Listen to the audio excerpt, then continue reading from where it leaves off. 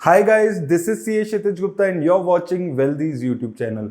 तो दोस्तों, जैसे कि हमने कल अपने चैनल पे बात की थी कि आरबीआई आज एक बड़ा अनाउंसमेंट कर सकता है, रेपो रेट में हाइक हो सकता है। हालांकि काफी सारे लोगों का मानना था कि शायद ये जो रेट हाइक है वो ना हो, लेकिन आज आरबीआई का अनाउंसमेंट हो चुकी है और आरबीआई ने 0.5% से रेपो रेट को इंक्रीज कर दिया है। अभी तक 4.9% के आसपास रेपो रेट चल रहा था, जिसको बढ़ाकर 5.4% के आसपास कर दिया है। तो मैंने कल आपको बताया था कि 0.35 से लेकर 0.5% तक का रेट हाइक एक्सपेक्टेड है। इतना हाइक किया जा सकता है और मार्केट में बहुत ज्यादा असर नहीं देखने को मिल रहा है, क्योंकि ऑलरेडी मार्केट में ये एक्सपेक्टेशन थी कि इतना रेट हाइक तो शेयर मार्केट में हो ही सकता है और वही चीज यहां पर देखने को मिली है। उसके अलावा जो आरबीआई की मेन कमेंट्रीज यहां पर रही है, उसमें से सबसे बड़ी जो कमेंट्री आई है वो जीडीपी ग्रोथ को लेकर आई है, जिसमें क्वार्टर 1 में 16.2% से ग्रोथ होने की उम्मीद है। उसके बाद क्वार्टर 2, 3 और 4 में 4.12% के आसपास जीडीपी की ग्रोथ देखने को मिलेगी।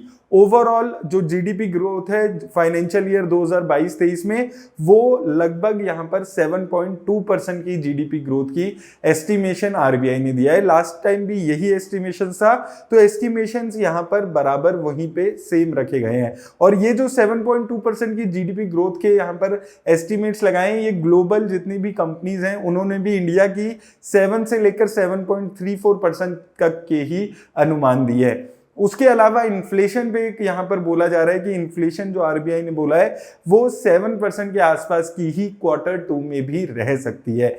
आरबीआई का जो टारगेट है वो 6% से 2% के बीच में इन्फ्लेशन लाने का है। तो अगर 6% भी अगर इन्फ्लेशन आती है तो आरबीआई को लगेगा कि वो अपना जो इन्फ्लेशन का टारगेट है वो अचीव कर लिया है। लेकिन अभी जो इन्फ्लेशन चल रही है वो 7.01% के आसपास की चल रही है। तो इन्फ्लेशन आने वाले क्वार्टर 1 में तो आपने देखा था 7% के आसपास ही थी। क्वार्टर 2 में भी माना जा रहा है, जो आरबीआई का कहना है कि 7% के आसपास ही रहेगी। हालांकि क्वार्टर 3 और क्वार्टर 4 में ये कम हो सकती है और ओवरऑल 6.7% की इन्फ्लेशन रह सकती है। तो इन्फ्लेशन काफी हायर साइड पे है और ये एक्सेप्ट भी किया जा रहा है। तो इन्फ्लेशन एक आपके लिए, अगर आप इन्वेस्टर हैं, अगर आप एक कॉमन मैन है, तो एक बहुत ज्यादा यहाँ पर कंसर्न की बात है। 7%, 6% बहुत ही हायर लेवल पे इन्फ्लेशन माना जाता है। तो एक हायर लेवल का इन्फ्लेशन आपको इस साल मानकर चलना है। अब ये जो इंटरेस्ट रेट बढ़ाया है, इसका आपको क्या फायदा होगा, क्या नुकसान होगा और इस वक्त आपको क्या करना चाहिए। तो देखिए, अगर आप लोन ले रखे हैं आपने, तो आपकी जो लोन की ईएमआई है वो महंगी हो जाएगी। अब आज ही रेट इंक्रीज अनाउंसमेंट हुई है, तो इसका इंपैक्ट आते आते 1-2 महीने, 3 महीने कभी कभी लग जाते हैं। तो आपके 2-3 महीने में आपकी जो लोन की ईएमआई है वो महंगी होनी शुरू हो जाएगी। तो अगर आपने लोन लिया हुआ है तो आपके ऊपर एक खर्चा और इंक्रीज होने वाला है, उस चीज का आपको ख्याल रखना है। अगर आप फिक्स्ड रेट ऑफ इंस्ट्रूमेंट में पैसा लगाने वाले इन्वेस्टर हैं, आप लगाते हैं पैसा, तो आपके लिए एक अच्छी गुड न्यूज की तरह ये चीज है, क्योंकि अब जो रेट ऑफ इंटरेस्ट है वो इन जितने भी फिक्स्ड रेट ऑफ इंटरेस्ट वाले इंस्ट्रूमेंट्स हैं वहां पर इंक्रीमेंट हो सकता है। एफडी अगर आप बात करेंगे, अगर आप एनबीएफसी की बात करेंगे, तो 7.5, 7.6% की ऑलरेडी यहां पर हो चुकी है।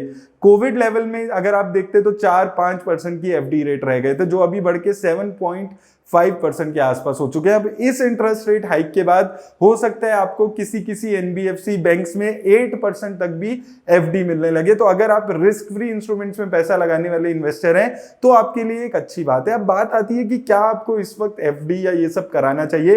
तो देखिए, गवर्नमेंट का जो टारगेट है वो 6% का है इन्फ्लेशन लाने का। 5.4% हमारी रेपो रेट ऑलरेडी हो चुकी है। आने वाला जो नेक्स्ट 2-3 महीने में जब दोबारा से आरबीआई की मीटिंग होगी, उसमें 0.25% और 0.5% के आसपास इंटरेस्ट रेट हाइक किया जा सकता है। तो अगर आप यहां पर पैसा लगाने वाले इन्वेस्टर हैं फिक्स रेट ऑफ इंस्ट्रूमेंट्स में, तो आप पार्ट पैसा अभी लगा सकते हैं। उसके बाद 3-4 महीने में, अभी ना लगा के 1-2 महीने रुक के, जब ये जो पॉलिसी के रेट हाइक है इसका इंपैक्ट आ जाएगा, तब आप किसी भी इंस्ट्रूमेंट में पैसा लगाने के बारे में पार्टली सोच सकते हैं। और उसके बाद अगर 2-3 महीने बाद फिर रेट हाइक होता है तो आप अपना बाकी बचा हुआ पैसा भी लगा सकते हैं, क्योंकि नेक्स्ट रेट हाइक के बाद बहुत ज्यादा मुश्किल है कि और रेट हाइक्स होंगे। और उसके बाद इवेंचुअली 2023 में अगर इन्फ्लेशन कंट्रोल में आती है तो इंटरेस्ट रेट कम होने लग जाएंगे। तो ये एक समझदारी की बात होती है। अगर आप फिक्स्ड डिपॉजिट्स में या ऐसे इंस्ट्रूमेंट में पैसा लगाते हैं तो इस चीज को भी टाइम करना बहुत ज्यादा जरूरी होता है, तो उस चीज का आप ख्याल रख सकते हैं। स्टॉक मार्केट पे बहुत ज्यादा असर यहां पर अभी देखने को नहीं मिल रहा है, क्योंकि जैसा एक्सपेक्टेड था वैसा ही यहां पर रेट हाइक हुआ है। अब स्टॉक मार्केट का जो फोकस है वो नेक्स्ट वीक पे शिफ्ट होने वाला है, जब इन्फ्लेशन के आंकड़े यूएस के आएंगे। वो बहुत ही ज्यादा इंपॉर्टेंट फैक्टर रहेगा। अगर इन्फ्लेशन के आंकड़े ज्यादा आते हैं, 9.1% के इन्फ्लेशन के आंकड़े थे लास्ट टाइम, अगर वो उस लेवल पे ही आते हैं तो आपको मार्केट में एक गिरावट उस वक्त देखने को मिल सकती है, क्योंकि मार्केट अब एक्सपेक्ट कर रहा है कि जो इन्फ्लेशन है वो 8-8.5% तक गिर जाएगी। तो लेट्स सी अब नेक्स्ट वीक क्या होता है। ये एक इंपॉर्टेंट इवेंट था जो अभी निकल चुका है। नेक्स्ट वीक ऑनवर्ड्स इंडिया के इन्फ्लेशन के नंबर्स, यूएस के इन्फ्लेशन के नंबर्स ये आने शुरू हो जाएंगे, तो उस पर मार्केट बहुत ज्यादा रिवॉल्व करने वाली है। उम्मीद करता हूं दोस्तों आप ये सब चीजें यहां पर लगातार देख के अपनी नॉलेज को बढ़ा रहे होंगे। अगर इन वीडियो से आपकी नॉलेज इंक्रीज होती है तो वीडियो को लाइक और शेयर जरूर कर दें और चैनल को सब्सक्राइब करना ना भूलें। धन्यवाद। मार्केट में उठना और गिरना तो चलता ही रहता है, लेकिन अगर लाइफ में ऐसा हो तो नहीं चलता। हम सबको पता है कि कल किसी ने नहीं देखा और ना ही हम लोग देख सकते हैं, लेकिन हम लोग अपना फ्यूचर तो सिक्योर कर ही सकते हैं। So I am going to tell you about 3 reason why you should consider getting term insurance plan today. सबसे पहला रीजन अपने पेरेंट्स और अपनी फैमिली के लिए। जब भी हम टर्म इंश्योरेंस प्लान लेने के बारे में सोचते हैं तो हम अपने वाइफ, अपने बच्चों के नजरिए से सोचकर टर्म इंश्योरेंस प्लान लेते हैं। लेकिन आपके पेरेंट्स का क्या? अगर भगवान ना करे ऐसा कुछ हो, लेकिन कल को अगर आपको कुछ हो जाता है तब उनका क्या होगा? तो ऐसे में काम आता है टर्म इंश्योरेंस प्लान, जो आपके जाने के बाद भी आपकी फाइनेंशियल वेलबींग का ख्याल रखती है, आपकी फैमिली की, और आपकी फैमिली को सिक्योर रखती है। दूसरा रीजन अपने डेट पे ऑफ करने के लिए। अक्सर हम लोग अपनी पहली या दूसरी जॉब लगते ही अपनी ड्रीम कार, अपने ड्रीम हाउस के लिए लोन ले लेते हैं, बट अगर कल को आपको कुछ हो जाता है तो वो जो आपकी ईएमआई बच जाएगी लोन पे, उसका क्या होगा?